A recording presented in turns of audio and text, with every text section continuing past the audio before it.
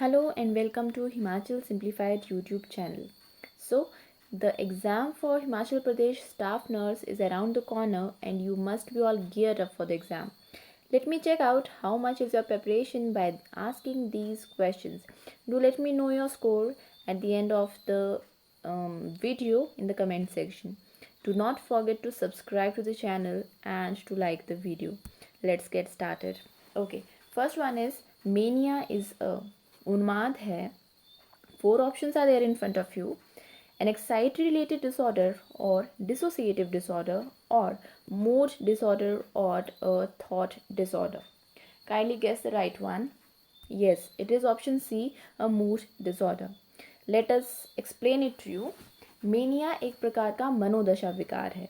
इस स्थिति में असामान्य मनोभाव का प्रदर्शन देखने को मिलता है. मेनिया एक ग्रीक भाषा का शब्द है जिसका अर्थ है madness. Okay, second question for today. Which behavior should the nurse recognize as the मोरो-रिफ्लेक्स response? That means nurse को किस प्रकार के व्यवहार की पहचान मोरो-रिफ्लेक्स प्रतिक्रिया के रूप में करनी चाहिए. Four options again. So is it extension of the arms or adduction of the arms?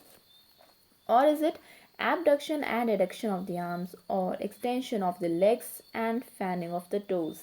Which one is it? Kindly guess it. Yes, it is option A. Moro reflex it is प्रतिक्रिया 3 से जो कि 4 महीनों के बीच बच्चों में देखने को मिलती है. ये तंत्रिका तंत्र से संबंधित होता है. इसमें बच्चों को लगता है कि वो गिर रहा है. इसमें बच्चों की बाहों का विस्तार होता है. Next is a new born is diagnosed as having Erb's palsy. The nurse is aware that this problem is caused bye.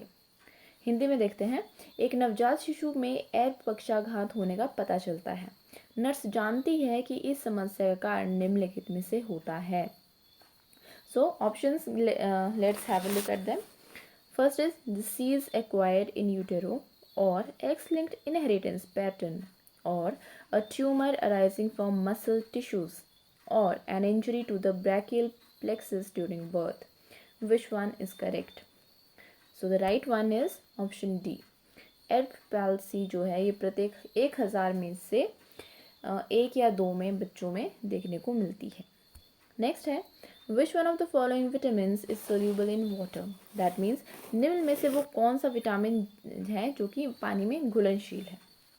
Is it vitamin A, C, K और D? So right answer is option B, vitamin C. So vitamin भोजन के अवयव हैं जिनकी सभी जीवों में अल्प मात्रा में जो है वो आवश्यकता होती है.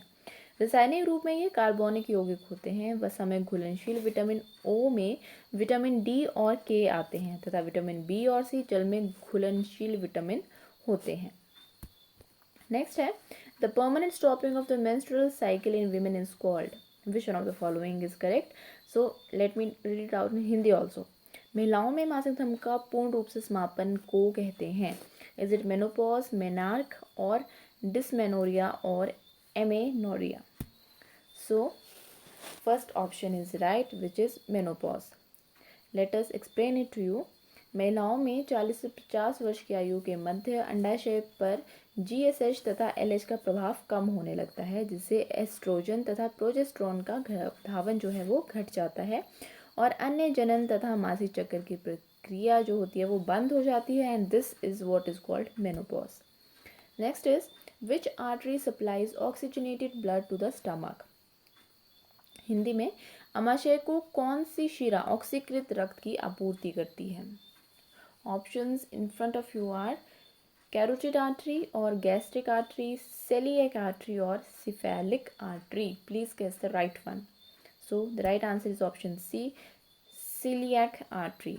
ये एक छोटी और मोटी महावाहिनी होती है जो मध्यपट धमनियों के ठीक नीचे महाधमनी से निकलकर 3 धमनियों में विभक्त हो जाती है.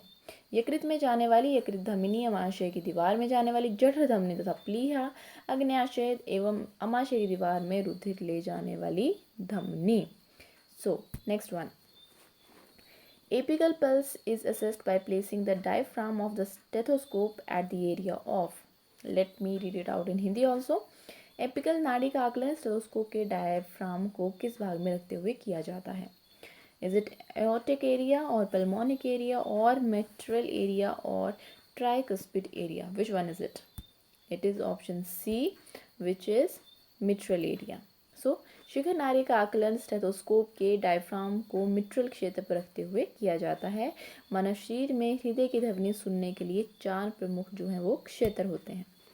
अगला है the size of intravenous cannula used for neonates is, that means नवजात शिशु हेतु प्रयोग किए जाने वाले अंतःशिरे कैन्यूल का आकार कितना होता है? इज इट 18, 20, 22 और 24? So it will be option D 24। नवजात शिशु हेतु प्रयोग किए जाने वाले अंतःशिरे कैन्यूल का आकार होता है 24। Next is which one of the following is used as an antidote for organophosphorus poisoning, that means carbon phosphorus विषाक्तता के उपचार हेतु निम्नलिखित में से कौन सा एंटीडोट दिया जाता है? Is it atropine, adrenaline, Avil और amiodarone? So the right answer will be A, which is atropine. अगला है dumping syndrome is a complication of, that means dumping syndrome ये किसकी जटिलता है?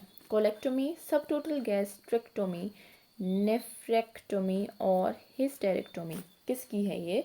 सो इसका आंसर होगा ऑप्शन बी। डंपिंग सिंड्रोम सामान्यतः गैस्ट्रिक सर्जरी के बाद होता है।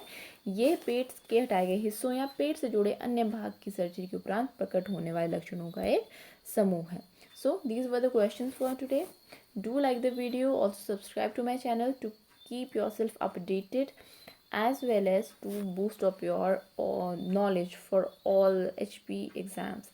So thank you for now. Jai Hind, Jai Himachal.